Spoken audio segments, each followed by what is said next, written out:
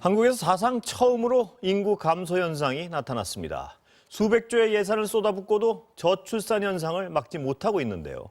실질적인 대책은 무엇인지 전문가와 짚어보겠습니다. 홍춘욱 EAR 리서치 대표 모셨습니다. 어서 오세요. 네, 안녕하세요. 안녕하세요. 자, 지금 출산율이 적기 때문에 데드크로스, 그러니까 태어나는 수보다 사망하는 수가 많다 이거 아니겠습니까? 그렇습니다. 이건 출산율이 적기 때문이죠? 단순히 얘기하면? 예, 코로나 쇼크도 있긴 있었습니다만 출산율의 저하 코로나 쇼크도 경향이 있죠. 지속되다 보니까 예. 사실 예상됐던 일이 이제 벌어졌다 이렇게 예. 볼 수 있겠습니다.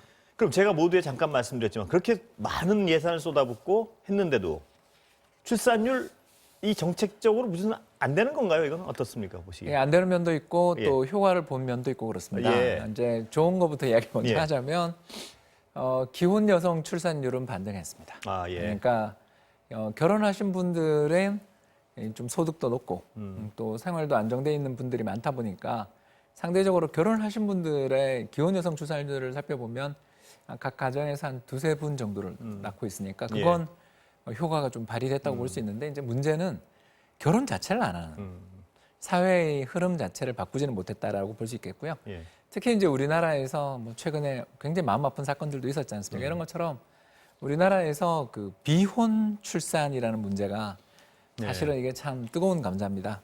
그런데 영국이라든가 여러 다른 서구 선진국들의 사례를 살펴보면 100명의 신생아가 태어나면 예. 그중에 60명이 비혼입니다. 예. 그러니까 동거 커플에 의해서 출산이 나타나는 경우들이 굉장히 많고 그래서 예. 서구 선진국들의 출산율들이 다들 떨어지다가 최근 한 10여 년 사이에 일부 국가를 중심으로 해서 반등이 나타나는 이유가 비혼 출산. 그러니까 결혼을 사실상 대부분의 선진국들이 결혼이라는 허들이 너무 높은 거예요.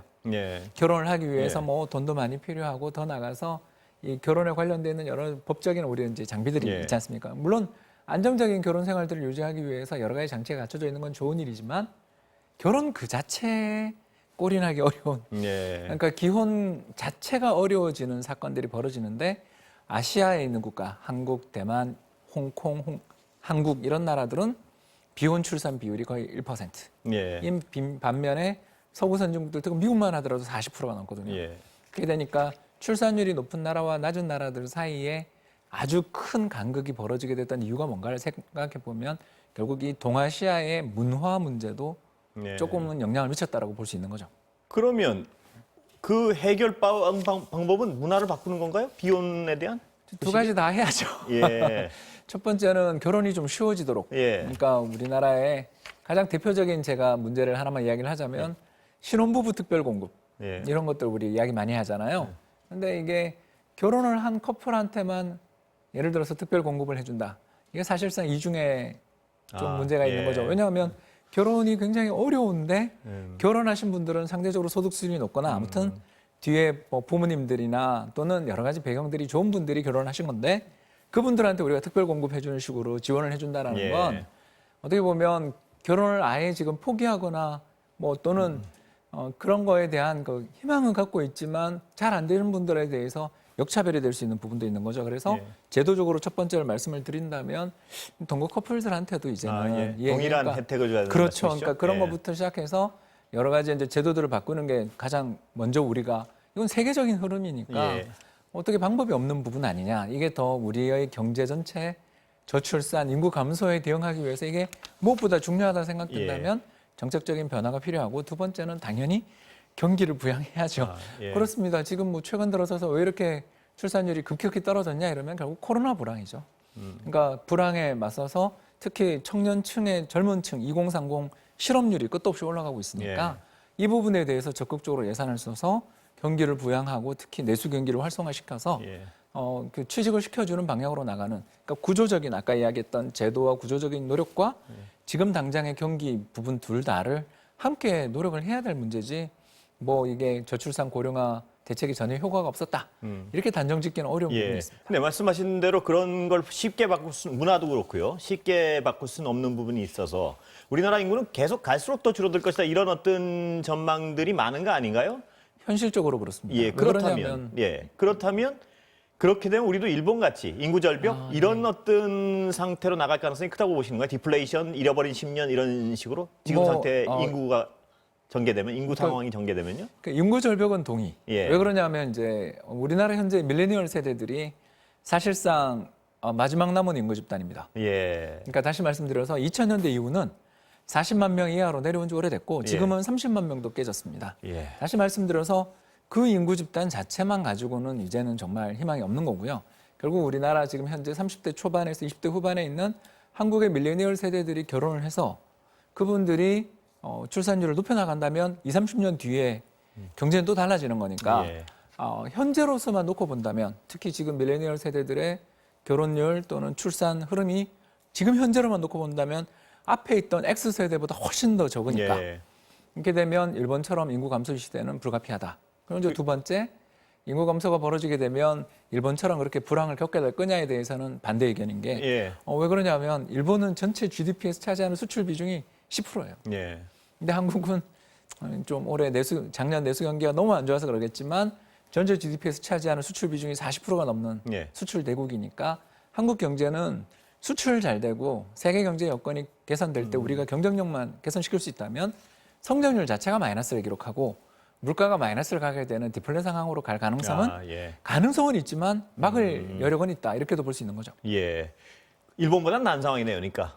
그러니까 경제 구조가 다르다 예. 이렇게 말씀을 드릴 수가 있는 거죠. 그러면 인구 줄어들면 요새 집값이 맨날 문제인데 집값 떨어지나요?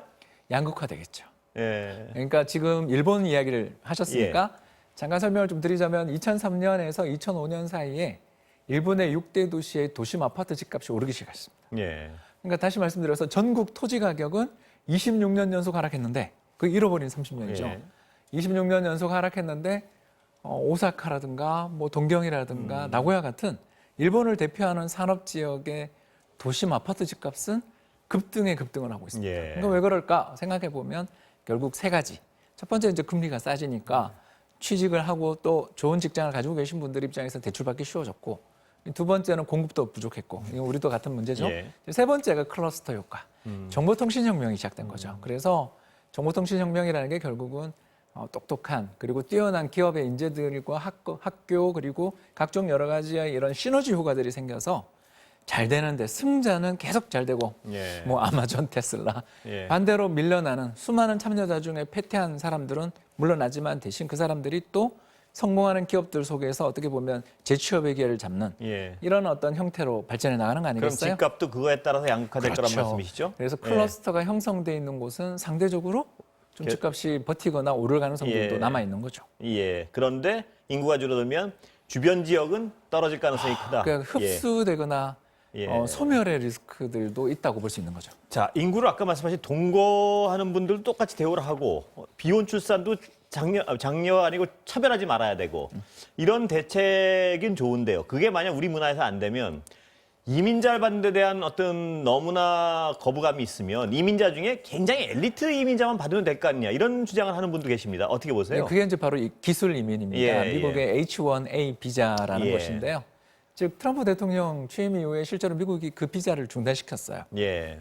그렇게 된다면 우리나라 입장에서는 기회가 온 거죠. 예. 즉 다시 말해서 저숙련, 저임금, 저학력의 근로자들을 지금까지는 싼 임금을 때문에 외국인을 우리가 예. 좀 어떻게 본다면 수입했다고도 볼 수 예. 있는데 이런 측면에서 이제 좀 벗어나서 학력 수준이 높으며 기술 수준도 높고 더 나가서 직장의 경력도 있으신 분들을 위주로 해서 그분들에게 우리가 기술 이민 비자를 주고 예. 또 이분들은 학력 수준도 높고 그러시니까 오셔서 또 구매력도 있으실 그렇죠. 거 아니에요. 예. 그래서 우리나라 내수 경기 또 더 나가 첨단 우리 클러스터를 더 활성화시키는 데도 도움을 줄 수 있다는 측면에서 적극적으로 고려할 만한 대안이 아닌가 생각합니다. 예, 그건 어떤 국민적 합의를 빨리 이루기만 한다면 굉장히 좋은 대안 같습니다. 그렇습니다. 그러니까 고급 인력들이 우리나라 선호하게 만드는 거. 예. 지금 또 약간 빈틈이 생긴 거죠. 왜냐하면 이제 미국 같은 경우에 그렇게 어마어마한 기술 이민의 수입처였던 미국이 사실상 지금 손을 놓고 있는 상황인데 예. 비해서 한국 같은 경우는 상대적으로 그런 부분에서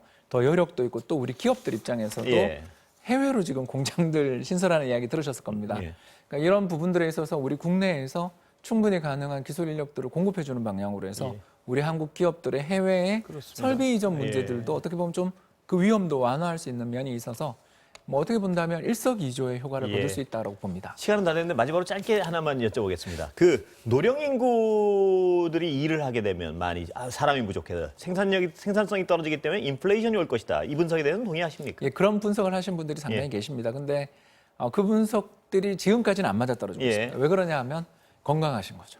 아하, 예. 예, 그러니까 그분들이 생산성이 안 떨어진다는 예, 생산성이 말씀이시죠? 안 떨어질 뿐만 아니라 더 나가서 정말 슬픈 이야기인데 노동시장에서 은퇴를 안 하고 계속 머물러 계시니까 예. 저임금을 수용.